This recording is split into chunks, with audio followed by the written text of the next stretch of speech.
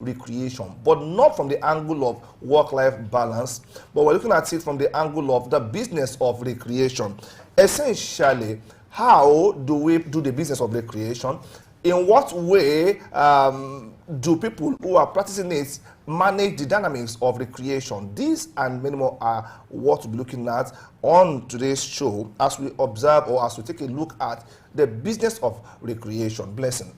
Yes, it's very important, and it falls on a day that works well with recreation, because this is Friday, and a lot of persons already are in the weekend mood. And so after work or after business today, many persons will head on to one recreational center or the other.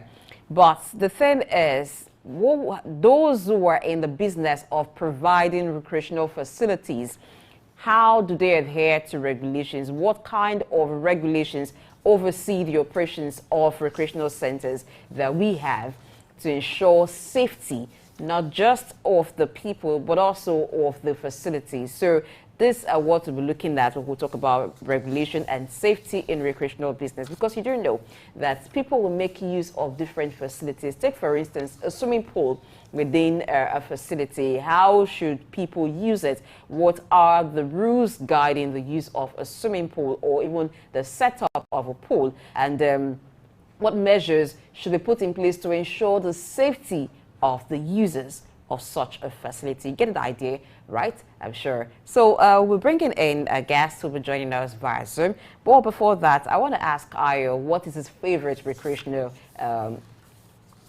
exercise or recreational activity? Well, I just try as much as possible to unwind reading novels. I didn't say reading books, don't get me wrong. And once in a while, I go to the movies. That's how I, enjoy recreation. Okay, we have Mr. Waliu Adegoke, who is an HSC consultant with Coda Safety Consult, joining us via Zoom to, look at health and safety regulation, not just around the business of recreation, but generally where you have more than one, person gathered for celebration or for recreation. Good morning, Mr. Waliu. Good morning, sir. Okay, thank you for joining us on this show today. Now, we are looking at the business of recreation, the regulation of it, talking about the safety protocols and what have you in that field. I would not, corner you, because I know that your service offering is much more broader than that. But then let's look at recreation for starters. Now, what are the key regulations that guide, the way recreational centers are organized that impact on safety? If you can give us just a background and maybe general information about that. No, to start with, thank you for having me again. It's my pleasure being there again.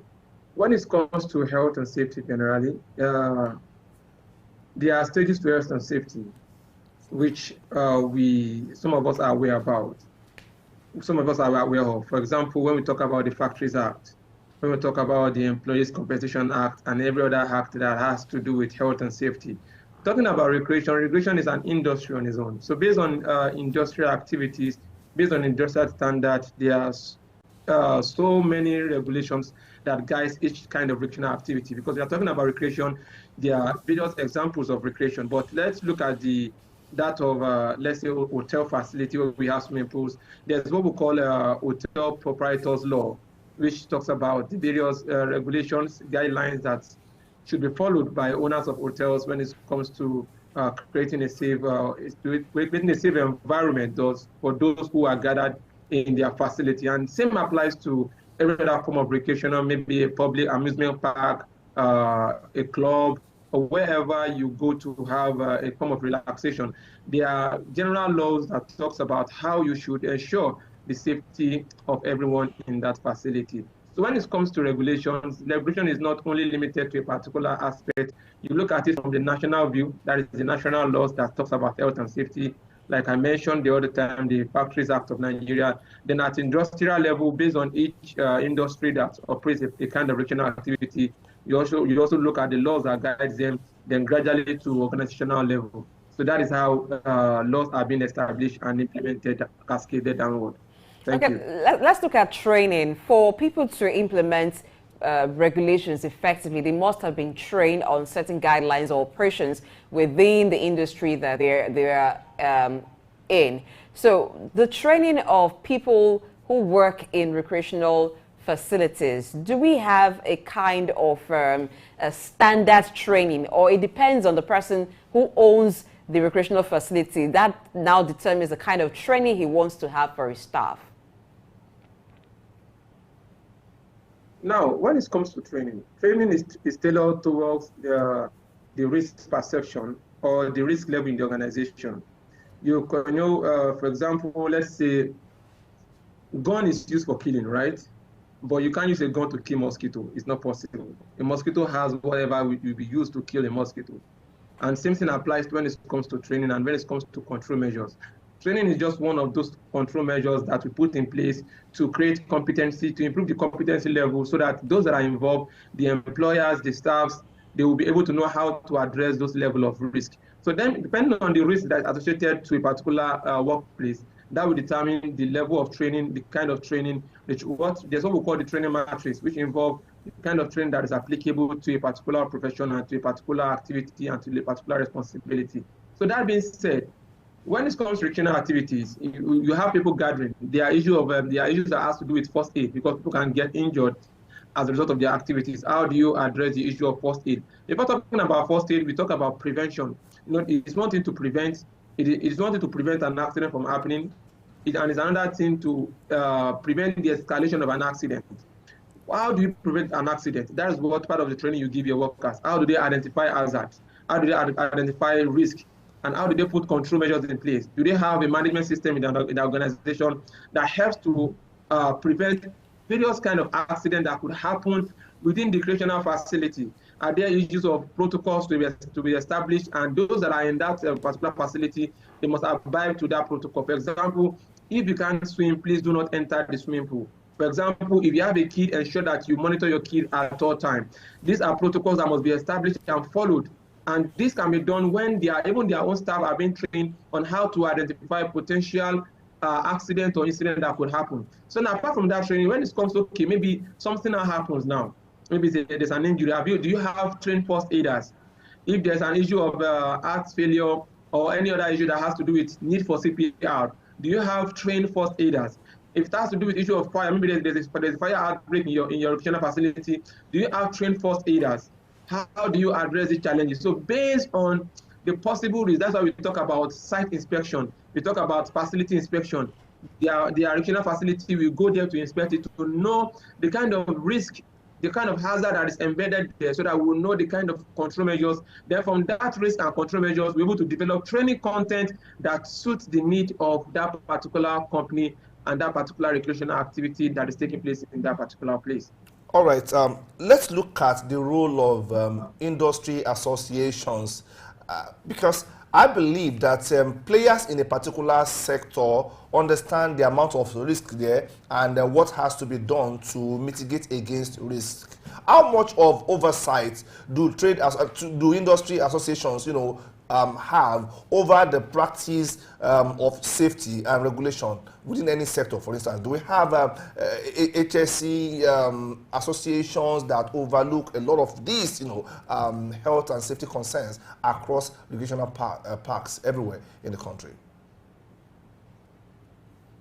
Now, when it comes to industrial standard, there's what we call socio-technical system involved in risk management, which talks about the level of the level of hierarchy down to the employee, that is the worker, the level of responsibility that is attached to it and what they should do. For example, at the minimum level, we have the employee who's supposed to be able to, who is the one that is directly exposed to the hazard, who should be trained on how to identify hazard. Then directly to the supervisors who supervises, monitors, and give complaint on safety issues, and also have his own responsibilities when it comes to health and safety, and cascade down and takes that upward to the manager level. Then at manager level, maybe the HS manager or the management level, they look at the various reports that you have in the organization. Then each organization have an industry, which is where you are coming from now.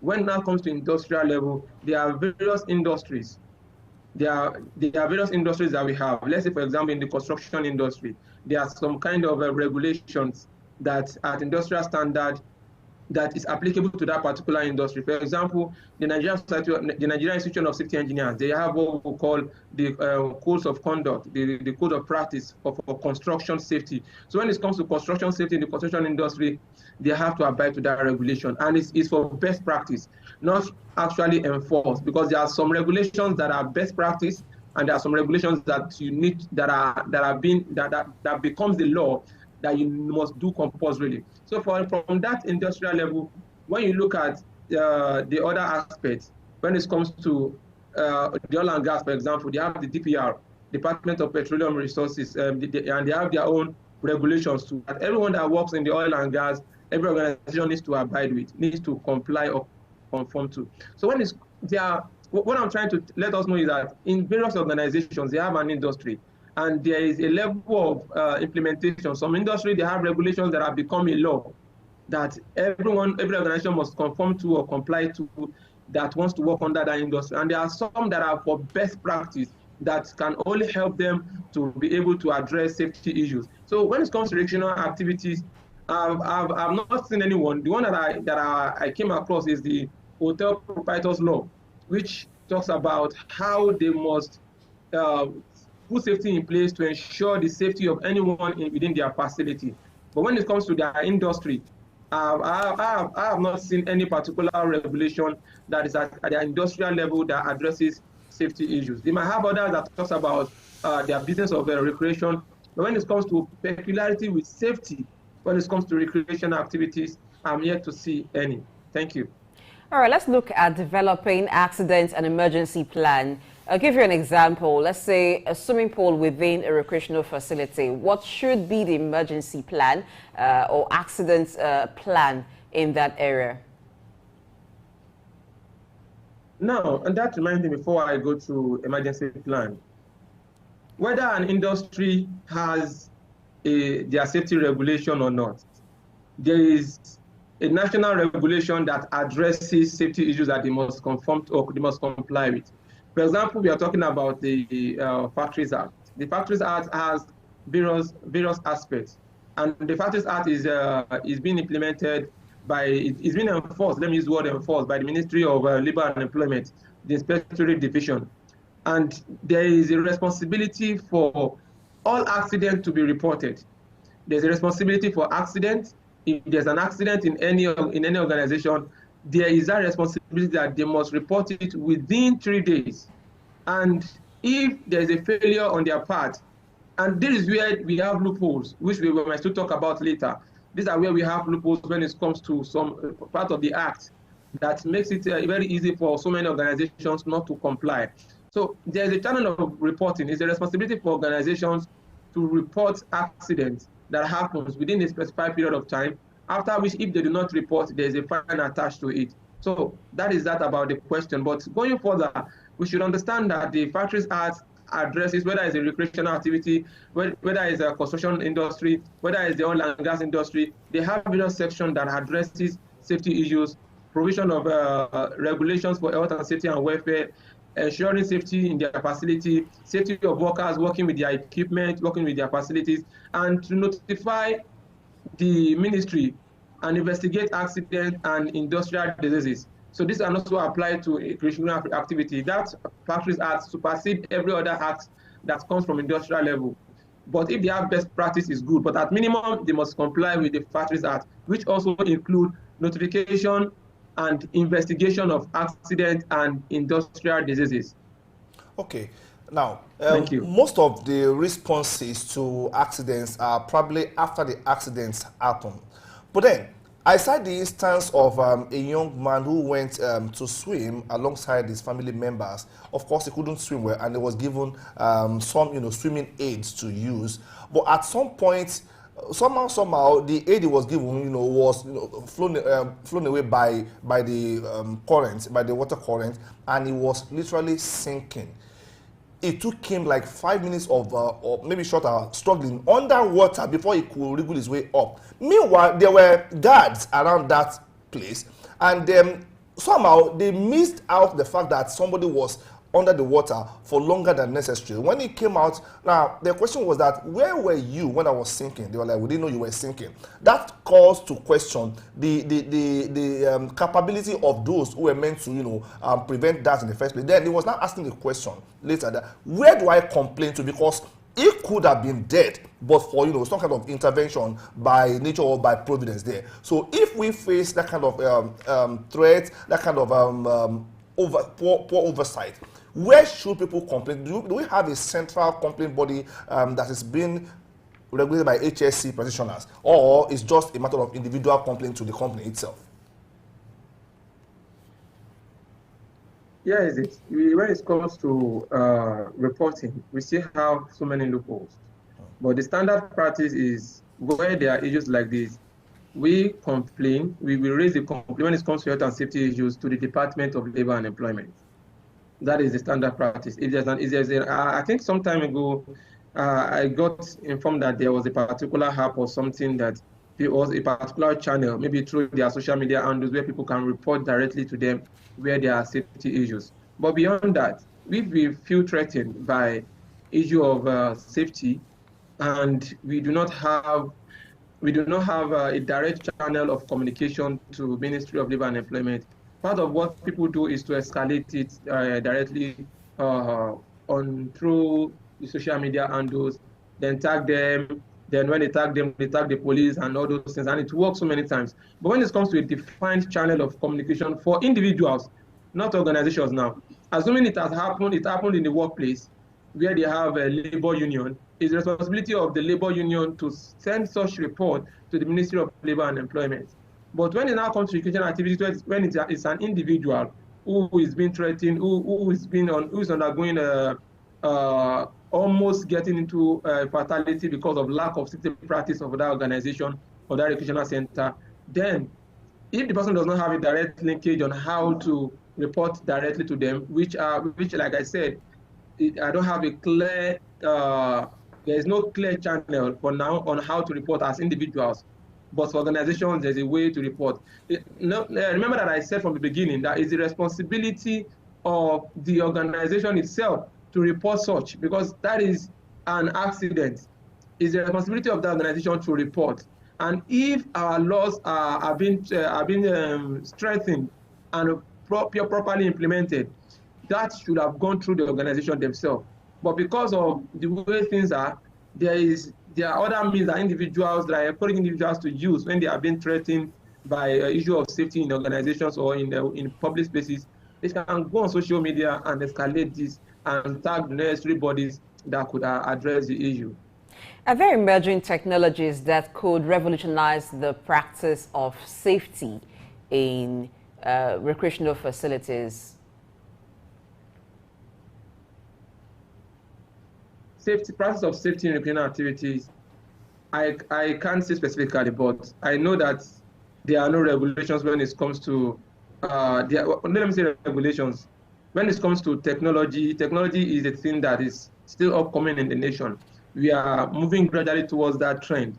And when it comes to recreational activities, the control measures that are being put in place in terms of engineering controls to reduce to bridge a gap between the hazard and the individuals that can be involved. For example, you are talking about technology. For example, using of this floating device is an example of technology when it comes to swimming. Creating a kind of a barrier to prevent direct involvement in an accident is a form of engineering control also. So when it comes to technology, technology is already in existence based on what is obtainable. Like I said earlier, recreational activities is very wide. Unless you are talking about a specific aspect of recreational activity, unless you are talking about a specific area when it comes to recreational activity, you can't give a general explanation of technology. It is when there's a specific area of recreational activities that you know, okay, for these are the various controls that are in place when it comes to engineering. But in the system, generally, we have technology already imbibed, already integrated into our various activities that helps to aid safety concerns when it comes to recreational centers generally. Okay, let's look at risk assessment as a necessity. It is believed by some people that this is actually done at the point of setting up the business, because there are papers to fill. Okay, they'll come and inspect this. Have you done your risk assessment? But then some also believe that it should be a routine exercise, because what constitutes risks today may not be the same tomorrow. How often should anybody that is handling the business of recreation, go on risk assessment? Is it a one-off thing or a routine exercise? Now, before the establishment of it, before the startup of that recreational company, the organization that started the recreation, before they start operation, there will have been a risk assessment to be able to identify the risk. At the stage of building, at the stage of construction, at the early stage of the project, there should be a risk assessment that would have been done to be able to identify what controls must be together with the building itself. So when those controls are being implemented, when those controls are being put in place at the design stage, then for when it now comes to they want to start using the facility for recreational activity, there should be another risk assessment that should be done to ascertain the level of safety, so that at the end of the day, they'll be able to address most of the safety concerns, and what we'll be having might be residual risks that should be managed from supervision and continuous improvement. But apart from this, there's also need for review of recreational centers when there is an accident, or when there's an incident, or there's a trend.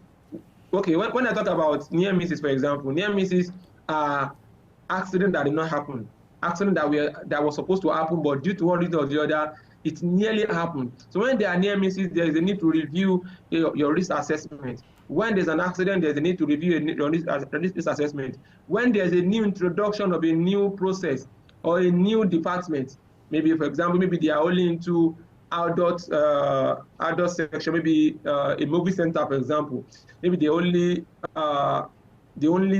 invite, or they only what will I use?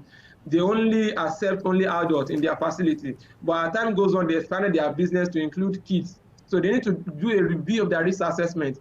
Let's say a care center where they only have male and they want to introduce female, or they only have female, they want to introduce male. When there's a new changes in their business plan and in their business proposition that involve new things coming up, they need to do a risk assessment. And let's say nothing happens, it's still the same process, the same thing, and nothing has changed. At least on a yearly basis, they need to have, or even 6 months, because of the complexity of what they do. They deal more with people that are coming from outside. They deal more with the public. So dealing with the public means that you are dealing with different people at the same time. The person you are dealing with today is not the same person you are dealing with tomorrow. So that puts you at a higher level of risk. So because of this, on a, let's say, 6-month basis, at least you need to carry out a review of a risk assessment to be sure that all safety protocols, all safety establishments are still in place, and there will not be any possible form of accident when they continue to exist. That is the business of recreation. Are there challenges with complying with safety and regulation rules in any business, not just recreational facilities? Now, there are a lot of challenges when it comes to implementation. Even if you are implementing the Act. And when it comes to the Act, I'm talking about the Factories Act, for example. For example, when you look at provision for medical insurance for their workers, for example, the Factories Act is not compelling employers to provide medical insurance. Be that it may, though we have it in the Nigerian Constitution, which is the overall constitution law that guides that supersedes every other act, which under section 17.3 talks about employee providing adequate medical and health facilities to all employees. So that is a very good one. But there are some loopholes when it comes to the Factories Act, because it doesn't enforce them. Another issue that we have when it comes to reporting of accident, like I said in the other time, if you look at the Factories Act, section 51, 52, 53, that is the part 6 that I was talking about. It stipulates that the employers should notify institutional agency for accidents within a period of 3 days to report accident within 3 days. But if they do not report, now listen to what the fine says. They said they will be fined 1,000 naira. Is this adequate? Thanks for staying tuned. We've been talking with Waliu Adegoke, who is an HSC consultant on regulations and then safety rules on the business of recreation. Now, before we continue the conversation with him, we're looking at safety rules, risk assessment, compliance with the rules. I do know that carrying out periodic assessment for some recreational facilities is not something that regularly happens. But what could be the challenges with recreational owners of recreational facilities ensuring that they comply with every safety rule and regulation that governs or that oversees the running of their business? So Waliu Adegoke was talking to us about that before we went on a break. Let's continue from that. Hello, Waliu. Thank you. Like I was saying, there are challenges when it comes to the act itself. The act needs to be reviewed. I mean, why should you have an act that says that you should report an accident? But if you fail to report within 3 days, then you are going to pay a fine of 1,000 naira. Please, it's easier for an organization to say that, okay, it's better I don't report them, because when they report it, they might be fined or they might be in court, and it might be a reputation issue, and the life of someone is at stake. The life of someone is at stake. So if they do not report this accident, how are they able to look into the system and know what is wrong? But because of the kind of leverage, how can you say that what happens to 50 million naira? What happens to 100 million? What happens to 500 million? What happens to $1 billion naira for an accident and they fail to report the accident? That particular provision is not enough to address the particular challenge. You may understand that at the time that they wrote it, maybe the 1,000 naira was very valuable then. But now that 1,000 naira is not obtainable to be used as a fine for those that don't report accident within 3 days. So there are regulations that talks about accident reporting, but the regulation itself gives room for them to decide on not to report the accident. And so many times there are other challenges that has to do with implementation. That has to do with when it comes to after an accident happens, they go for inspections, and at the end of the day, there is a kind of I can call it lack of punitive action to defaulters. Those companies that default, there is no strong penalty being given to them. Sometimes there's always compromise from the side of Ministry of Labor and Employment. Sometimes there's issue of taking something and not going there for the purpose of ensuring the safety of the workers there. So we have these challenges. Another challenge we have is when it comes to employment generally is because there are no job opportunities. So you would see that because of that, employers have this pride that if you go because of safety issues, other people are ready to work, and even workers are not ready to lose their job. So all these are challenges. We also have challenges with lack of understanding, lack of awareness on the side of the employee. The workers don't know their rights and privileges when it comes to safety in the workplace. And there's issue of proper poor supervision from the side of the Ministry of Labor and Employment. And this has continued to create room for a lot of lackadaisical activities from the side of the employers.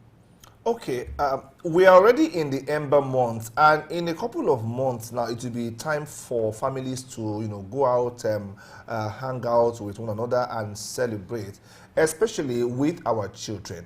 Now, when you see adults going to many of these recreation centers, it is essentially because of their children, and the question is, how do we keep children safe around recreation centers?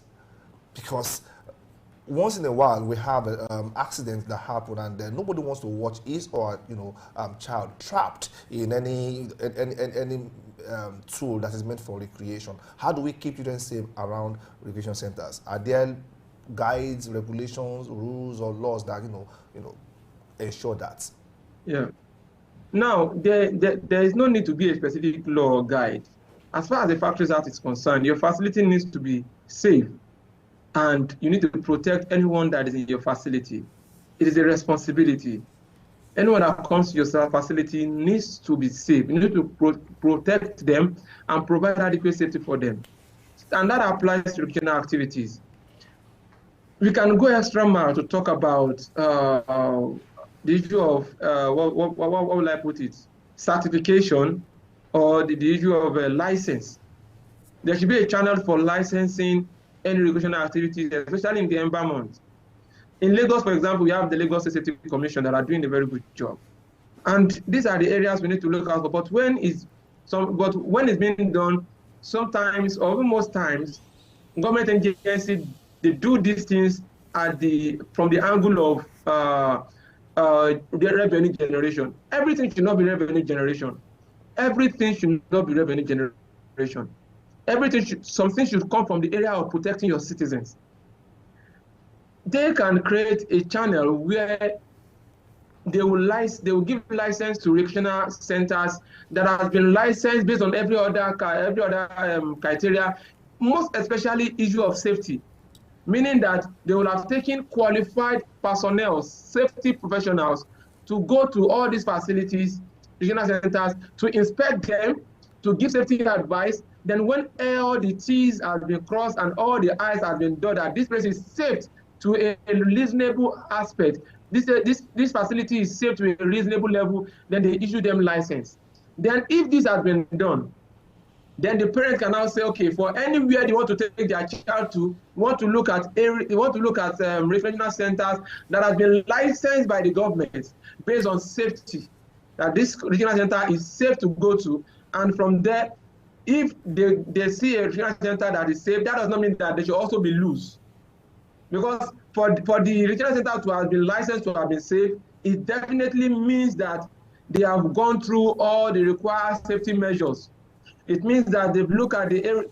There will be sections when it comes to criteria. There will be requirements that I can't start going into now. There will be requirements for competency of their inspection. There will be requirements for their environment. There will be requirement for how they inspect their equipment. There will be requirements for the safety design of their equipment. There will be a whole lot of requirements. There will be requirements for emergency. Do they have emergency procedures in place? All this will have been stated in a particular, maybe at their industry. It will have been stated. These are what safety professionals can help them to design at the industrial level or even at government level, to design the requirement that makes a recreational facility to be safe. Then they will not be compromised, not because you know somebody that owns the facility, then they just give them license. All this because we are looking at the end user, the safety of the end user. If this has been done, definitely parents should be safe, to have that feeling of safety. But even when they get there and they see that, okay, these people have been licensed, the next thing is not for them to be like a and just relax. They also need to ensure that they also abide to the safety rules. If you are not medically fit, indicating that you have medical issues, so that they would know that, okay, there might be possibility of a medical emergency. If you have a child, ensure that you also monitor your child. You don't allow your children to start going. If it's a beach, for example, you don't allow your child to start going into the swimming pool because you are so carried away with your own enjoyment. So these are what we look out for when it comes to emergency. And we will see that most times it is not present. There was a time that I was telling a friend of mine who is into a form of, what do you call them? These people that gather people for relaxation, maybe at the end of the month. There's a time they call themselves, they go to the tour and the likes. And I told him, guy, for you to also show that you care about your people who come around, do you have a kind of a small medical a first aid training, so in case so that you are bringing around to enjoy with you or for this recreational activity, in case there is a medical issue, are you able to attend to them? So all these are happening because there is no lack of qualified training, and the awareness is there, but they choose to turn the deaf ears, their deaf ears. And at the end of the day, when something happens, they'll start shouting safety, safety, safety. But in the area of them preventing accident by incorporating safety at the first place, they fail to go into that aspect. So what the parents can do is to ensure that the place they are going to has a record of safety, has a record of possible emergency, has a record of swift response to emergency, and also they themselves that are there need to ensure that they protect themselves, they are alert, and their kids are properly supervised at all times while they are there for their enjoyment. All right, this inscription, cars are parked at owner's risk. The disclaimer that sometimes some businesses issue to prevent liability. Now, you must have seen this inscription in so many car parks, including car parks within recreational facilities and other businesses. Shouldn't the provision of security be part of safety? Safety also includes security, and it should be part of what their responsibility should be. When it comes to cars that are parked as owner's rigs, there are so many things that surrounds it. There are so many things. I think recently was, I think it was earlier this year where there were some kind of law, I think in Lagos State or so. I don't know if it's Lagos State or in the whole country where the companies that have their customers parking outside should have a kind of license before those people, before individuals would park there, and there should be a kind of payment in which if they don't do that, the government can decide to take the car away or whatever. Now, these are part of the reasons why they say cars are parked at owner's risk. But I'm not a lawyer and I'm not in the legal department or a legal unit.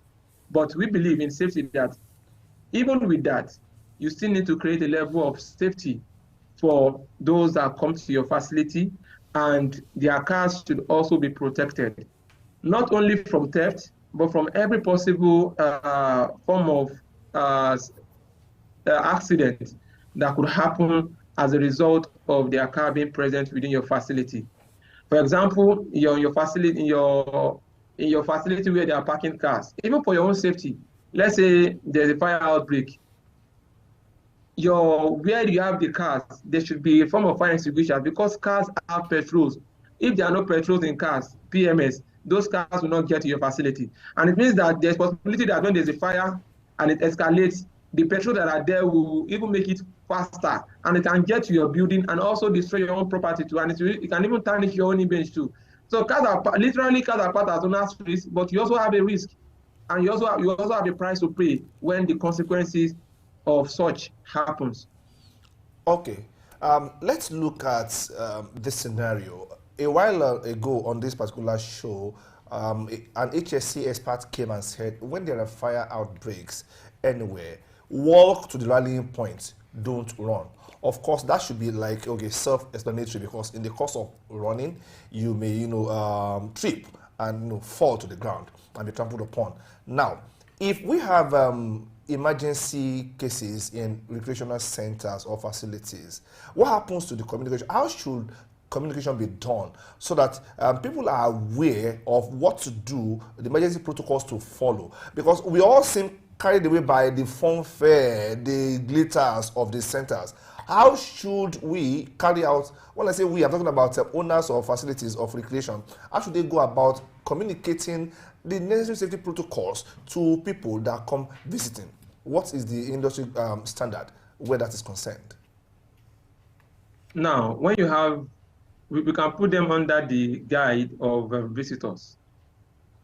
When you have your guests, it is your duty to induct them.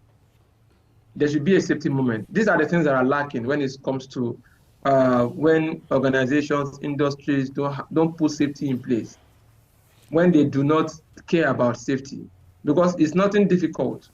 When you have people that are coming to your facility for relaxation, there should be a few moments to talk about the most important thing: where the toilet is, where the kitchen, where the toilet is, where the restroom is, the muster point. If there's an emergency, what should they do? Where should they pass through? It should be a basic part of what is required for them to stay in your facility. Not just collect money, then just let them to go inside. And also, we should also design your facility in such a way that it is very easy for mass movement, because we are talking about recreational activities. You want as much as possible, you want people as much as possible to come to your facility. So at the design, as I mentioned at the design stage, your design should be safety friendly, in the sense that if there's an emergency at the worst case scenario, there should be easy channel and easy movement of people to their muster point. And at least they must know where the muster point is, which most times is always close to the exit.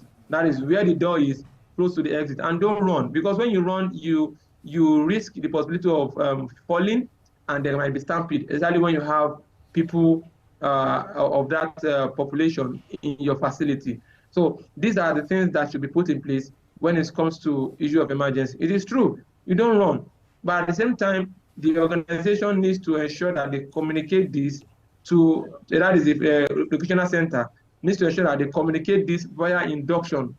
They should induct them. It takes few minutes to induct them to on what to do when there's a possible safety issue or emergency situation. How does the festive season or festive seasons impact the need for safety and even the challenges with ensuring safety? Again, please. Can you come again, please? I didn't get that. Okay, I'm talking about the festive season, which we're gradually moving into. So how does seasons like this impact the need for safety and the challenges that come with ensuring safety in recreational facilities? Obviously, there is apart from the use of the word season that you use, we have seasons for everything. There is a season where a particular business we have will not have as much as they expect based on their average level of engagement. And there's a season where it is their season. So this season that we are going into is their season. So definitely as they go into the season, like who we're talking about risk assessment, as they go into their season, it is their responsibility to ensure definitely that they carry out a review of their risk assessment to be sure that everything is up to date with regards to safety. So because this is the time when they have higher population, higher number of people coming, higher number of visitors in their facilities, they need to carry out a risk assessment because it will definitely have a high impact on their safety. So they need to expand their safety, their safety progress. They need to expand their safety controls and ensure that there is continuous engagement of safety professionals to address possible safety issues that could happen. Because safety is not, yes, safety is about protecting people, protecting properties, reducing costs and the likes. Also, safety also helps you to protect your reputation and to put you in that climb where people see that this organization cares about people. It's not only about the money. So it helps in your business also. It helps to grow your business when you put this in place. And people will even draw closer to your organization, to your facility, because of the fact that they hear, and that is about quality too, because when you have quality service, people will tell the other person. That is the best form of marketing you can ever have. The best form of marketing that any company can ever have is a customer that is satisfied, because it will tell the next customer, and that customer will tell the next customer, and your business continue to grow. So, and what they look out for when it comes to regional activity is also their safety. So the impact that it can have when you have safety in place is a positive impact. Because when you do not have safety in place, people are scared of coming into your facility. And at the end of the day, you have the chance of losing revenue, and even more, if possible, closing down your business, because people don't want to go to where they don't feel safe. According to Maslow hierarchy of needs, basic need, safety, physiological safety comes next after the basic need, water, clothing, and shelter. The what comes next is the physiological safety, which is the normal people being in a place where they feel safe. So if you want to ensure that your business continues to grow, definitely you should engage and embrace safety professionals in your business. All right. Let me just ask you a question about evacuation protocols when accidents happen around recreational centers. Typically, the way I see it, HSC professionals should be the last to leave.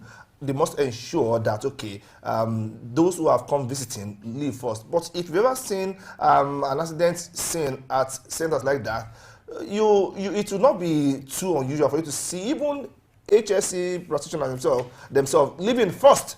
They should be the last one leaving. What does this speak to the quality of hands that are employed to manage safety around places like that? Or what should be the standard evacuation protocol be in the industry where we have accidents at centers like that? Now, firstly, safety should be the first to be there, and safety should be the last. That is our responsibility. But not just being there, like go ahead. You are there to ensure the safety of people in the facility.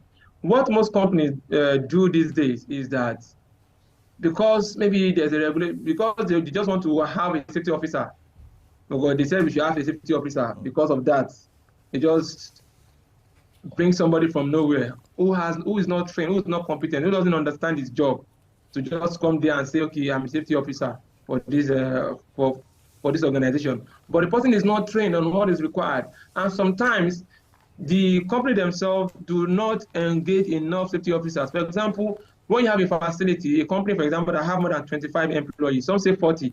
If you have, for every 25 employee or 40 employees, you should have one safety officer. But meaning that if you're having like 100, 120 employees, you should have like 3 safety officers. But you see companies that they have up to 200 employees and they be having one safety officer. This is not in commensuration to the number that should be available, because when it comes to safety, safety is a very tedious engagement. Another thing is that they do not give value to the health and safety profession. They only see us when, they only know us when there's an accident. But when things are going well, they believe that it is happening naturally. Yes, we believe that, yes, God protect us. We are not saying that God is not protecting us. Faith and work works together. Faith without work is lame, the way they used to say it. So everything works together. You can't stay in the front of a car and expect that God will save you and it won't hit you. My brother, it's going to hit you seriously, and you might even die or become suffer permanent disability. So what we are saying is that God has given us the ability to be able to think critically, and some people are in that profession to be able to, who has been trained completely, who has received the required training for them to be able to address health and safety issues to prevent accidents from happening. So when you see professionals who leaves a facility first without having another professional to replace them, because there's what we call shift. In case of organization that runs 24 hours, there's always a shift process for safety professionals to always be there. In a standard practice, it is not possible, or it's not a good practice where a safety professional will leave a facility before the end of that particular activity. For example, let's say a movie center, the safety department should be there. The first aider should be there because there might be first aid issue. So leaving earlier is a display of lack of competence. It means that the person needs to undergo more trainings as time passes by, so that he will be abreast of what is required of him as a professional whenever he is in the facility. Either there's an accident or there's no accident. As far as the facility is still having their programs or their event in place, a safety professional must be there. But the question now is do companies even engage safety professionals in the first place? How many beach have you gone to and you see that they have a safety personnel? How many movie theaters have you gone to and you see that they have a safety personnel? How many clubs? Let's even look at clubs. How many clubs have you gone to? Because that's also an example. How many tourist centers have you gone to? We have Ajaokuta, all their names. There are so many regional centers anyway, where people go to and relax. Museums, how many of them have safety professionals in place? So that is the first question. Most times they don't, because the enforcement is not there enough to ensure that they do that at all costs. All right, finally, before we let you go, are there times of the day that increases the risk associated with the use of certain facilities? What kind of facilities? You mean the recreational activities, right? Recreational centers. Yes. For instance, the pool, or maybe it's an amusement park that has certain facilities. Are there times of the day that could increase the risk associated with the use of the pool or other facilities within an amusement park or the recreational centers? Yeah, generally speaking, when it comes to safety, either amusement park, generally even in the workplace, the night, so when it gets to the dark times of the day, that is towards the night, it has higher risk. And that is because the night there's poor illumination at night, and there's always poor response to emergencies. So which puts the night hour as the day that has higher risk of accident. So at that point in time, there should be extra safety measures if any event might be taking place in the night. Thank you very much, Waliu Adegoke, HSC consultant, CODA Safety Consult, for talking with us extensively on safety and regulations in the recreational business, and expanded it, not just talking about safety within recreational business, but safety anywhere at all. Could be in another kind of business, but every business, every organization needs to ensure that they comply with standard safety rules. Thank you very much for being with us on the show this morning.